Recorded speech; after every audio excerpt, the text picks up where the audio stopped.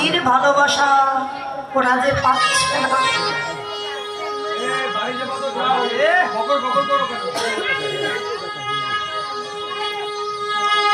দেখুন আমার স্ত্রী, আমি কি করব কি না করব আমার ব্যাপার। আপনি শ্বশুরের জায়গায় থাকবেন, স্বামী স্ত্রীর মধ্যে আপনি নাক গলাতে আসবেন। যেই না কথাটা বললেন প্রধান্বিত হলেন দক্ষরাজ। চন্দ্র, তুমি আমার জামাই বলে এতক্ষণ তোমার সাথে আমি নিচু গলায় কথা বলছিলাম, আর তুমি কিনা আমাকে বলছো নাক গলাতে আসবেন না। গুরুজনের সাথে কি করে কথা বলতে হয় সে জ্ঞান যখন তোমার নাই চন্দ্রদেব, তোমার দেহের প্রতি যখন এতই অহংকার, আমি তোমায় অভিশাপ দিলাম চন্দ্রদেব, আজ থেকে 15 দিনের ভিতরে তুমি একটু একটু করে ক্ষয়ে যাবে, তোমার দেহটা নিঃশেষ হয়ে যাবে। অভিশাপ দিয়ে দক্ষরাজ চলে গেছে। যেই না কিছুদিন পার হয়ে গেল, ওই চন্দ্রদেব 15 অংশ ক্ষয়ে গেল, বাকি রইল 1 অংশ। দেখলো তাহলে আমি তো এখানে থাকলে আর বাঁচবো না, যে আমাকে বাঁচাতে পারে তার কাছে যেতে হবে। চলে গেলেন কৈলাসে ভোলা মহেশ্বরের কাছে, সমস্ত কথা খুলে বলেছে। তখন ভোলানাথ বললেন, চন্দ্র তুমি চিন্তা করো না, আমি তোমায় রক্ষা করব। ওই চাঁদকে নিয়ে জটার মধ্যে লুকিয়ে রেখেছি। এদিকে যেই না কিছুদিন পার হয়ে গেল, এবার 27টা মেয়ে কাঁদছে, আমাদের স্বামী কোথায়, স্বামী পাচ্ছি না, বাবা আমাদের স্বামী কোথায়।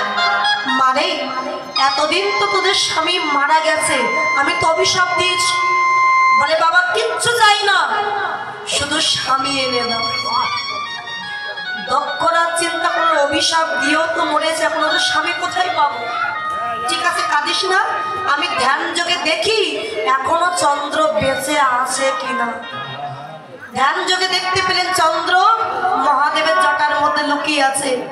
দক্ষরাজ আর বিলম্ব না করে চলে গেছেন কৈলাসে ভোলানাথের কাছে। এই ভোলানাথ আর দক্ষরাজের সম্পর্ক হলো জামাই আর শ্বশুর। সব থেকে ছোট জামাই কিন্তু একদমই পছন্দ করতেন না দক্ষরাজ ভোলানাথকে। কেন?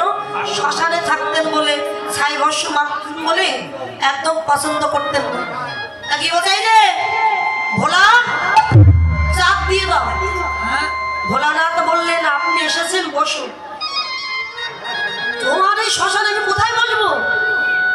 চাপ দাও, চাপ নিয়ে চলে যায়। দেখুন আপনি যা চাইবেন তাই দেবো, কিন্তু আমি চাঁদকে দেব না। এত বড় স্পর্ধা, তুমি আমার মুখের উপরে কথা বলছো। জানো চন্দ্রদেবের মতো আমিও তোমাকে অভিশাপ দিতে পারি। বলে হ্যাঁ দিন, আপনি তো আমার গুরুজন, অভিশাপ মাথা পেতে নেব, কিন্তু আমি চাঁদ দেব না। যেই অভিশাপ দিতে গেলেন স্বয়ং হরি নেমে এসেছে। হরি এসে বললেন এই যে ভোলানাথ তুমি চাঁদকে দিয়ে দাও। ভোলানাথ বললেন আচ্ছা প্রভু চাঁদ দেবো, তার আগে তুমি একটু বলো, একটা কথা বলো তো। কি কথা? জগতে কোনো ভক্ত যদি তোমার চরণে আশ্রয় নেয়, সেই ভক্তকে তুমি চরণ ছাড়া করে দাও। বলো করো না, এ জগতে যে আমার চরণে দাস হয়ে যায়, আমি তারে আপন করে বুকে ধরি, তারে গোলক ধামে নিয়ে যা। ভোলানাথ বলে প্রভু তোমার ভক্তকে তুমি যদি চরণ ছাড়া না করো, আমার চরণে যে আশ্রয় নিল চন্দ্র, সে তো আমার ভক্ত হয়ে এসেছে, তাকে তুমি চরণ ছাড়া করতে বলছো কি করে? ভগবান ভাবে এটাও ঠিক, কি করি? ভোলানাথ চন্দ্র দেবেন না, আর দক্ষরাজ চন্দ্র ছাড়া যাবেন না। তখন হরি একটা উপায় বাহির করলেন, এই চাঁদকে তুলে নিয়েছে, তুলে নিয়ে মাঝখান থেকে ভেঙেছে। ভেঙে 1 খণ্ড ভোলানাথের মাথায় বসিয়ে দিয়েছেন, আর 1 খণ্ড চাঁদ দক্ষরাজকে দিয়ে বলছে যাও তোমার জামাইকে নিয়ে। দক্ষরাজ বলে প্রভু তুমি কি, তোমার মাথা ঠিক আছে? এইটুকু চাঁদ নিয়ে আমি কি করবো? হরি বললেন দক্ষরাজ তোমার অভিশাপে আজকে চন্দ্রের এই অবস্থা হয়েছে, আজকে আমি চন্দ্রকে আশীর্বাদ দিলাম। তোমার অভিশাপে 15 অংশ হয়ে গেল, আর আমার আশীর্বাদে ওই চন্দ্র আর 15 দিনে তার পূর্ণ দেহটা ফিরে পাবে, যেটা এটাকে বলা হয় শুক্লা পক্ষ আর কৃষ্ণ পক্ষ। চাঁদ যখন ক্ষয়ে যায় এটা দক্ষ রাজার অভিশাপ, আর চাঁদ যখন পরিপূর্ণ হয়ে যায় এটা ভগবানের আশীর্বাদ। এই চাঁদে কলঙ্ক আছে, ক্ষয় আছে, কিন্তু গৌর চাঁদের যে কোনো কলঙ্ক না। আহা নদী আর উদয়গিরি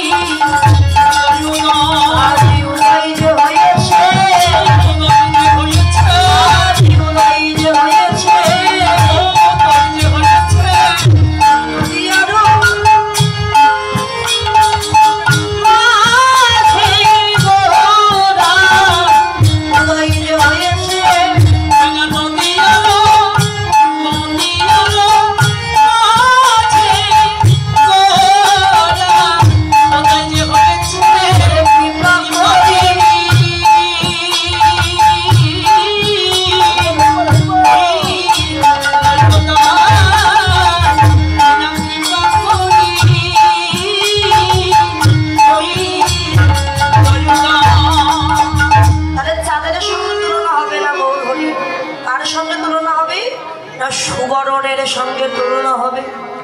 এই কাঞ্চনা বলতো সুবরণ মানে কি?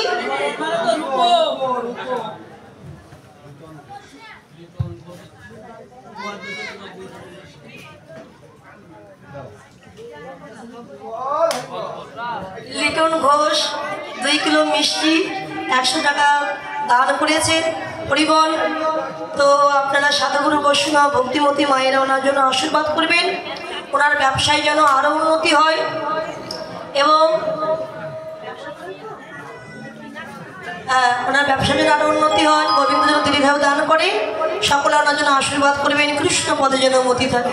এটাই গৌর হরিবল হরিবল। শুধু আমরা কেন, ভক্তরাও পাবে, সমস্যা নেই, ভক্তরাও পাবে।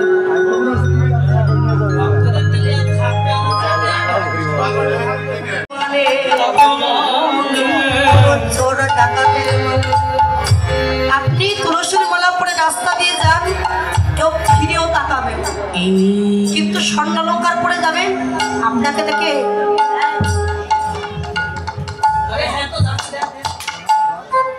দেখ। তাহলে গৌর সোনা এমনই সোনা, ও সোনা অলঙ্কার করতে গেলে গালাতে হয় না মা, সোনা বলে সোহাগায়, আর গৌর সোনাও বলে, তবে কোন সোহাগাই জানো? এই ভক্তের নয়ন জল সোহাগায়, গৌর সোনা বলে যাই জল সোহাগায়, গৌর সোনা বলে যাই, গৌর বলে একবার কাঁদিতে পারে, নয়ন জল সোহাগায়, গৌর সোনা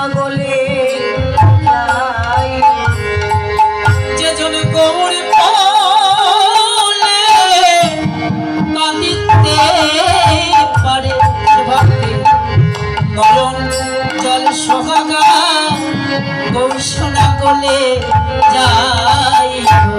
নবদ্বীপে সতীমাতা নিমাইকে স্বর্ণলঙ্কা দিয়ে সাজিয়ে দিতেন, আর নিমাই নদীয়ার পথে পথে হরিনাম গাইতেন।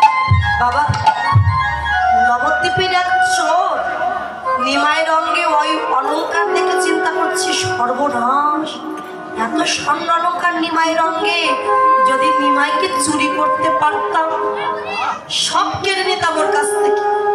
আর ছোট্ট নিমাই চিন্তা করছে, আমায় যখন চুরি করবে দেখি ও আমায় চুরি করে ধরে রাখতে পারে কি। ধরা দিয়েছি, রাত্রে চুরি করে কাঁধে নিয়েছে, চরম দোকানে বুকে দুলছে, এমন করে ধরে নিয়ে যাচ্ছার মনে মনে বলছে, নিমাইয়ের কাছ থেকে সব কেড়ে নেব, সারা জীবন আর চুরি করা লাগবে না, কাজ করা লাগবে না, বসে বসে খাবো। কাঁধে নিয়ে চোর সারা রাত ঘুরেছে, কিন্তু নিজের বাড়ি খুঁজে পায়নি, নিজের চেনা বাড়ি খুঁজেই পেল।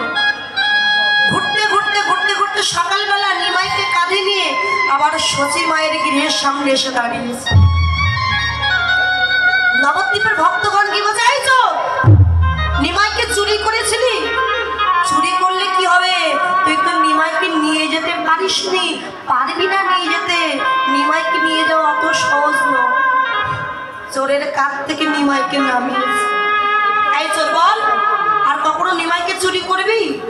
চোর তখন কেঁদে বলে, তোমরাই আমায় মেরো না, আমি যা পেয়েছি আমার আর জীবনে কিছু দরকারও না। তুই কি পেয়েছিস যে তোর কিছু দরকার না?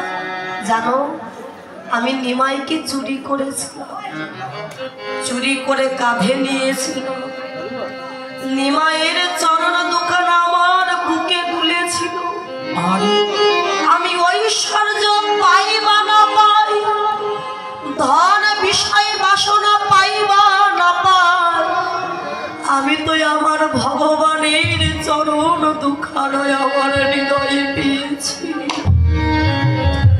বুঝতে পারলাম নিমাই সাধারণ কেউ নয়, নিমাই হলো ভগবান। এর নামাই সারা রাত ঘুরালো, চলে গিয়ে নিমাইয়ের চরণে পড়েছে। ওগো নিমাই চান, আমি তো মহাপাপী, কি ভাগ্য করেছিলাম জানি না যে তোমায় কাঁধে নিতে পেরেছি, আমার চরণ দুখানা বুকে পেয়েছি। যেদিন আমার প্রাণ পাখি উড়ে যাবে, উড়ে যাবে, আজ যেমন তোমার চরণ পেলাম, ওই ভব নদীর ঘাটে গিয়ে যখন আমি একা একা দাঁড়াইব, ভব নদীর কান্ডারি হইও অগণিমা, সেদিনে যেন চরণ ছাড়া আমায় করো, সেদিন চরণ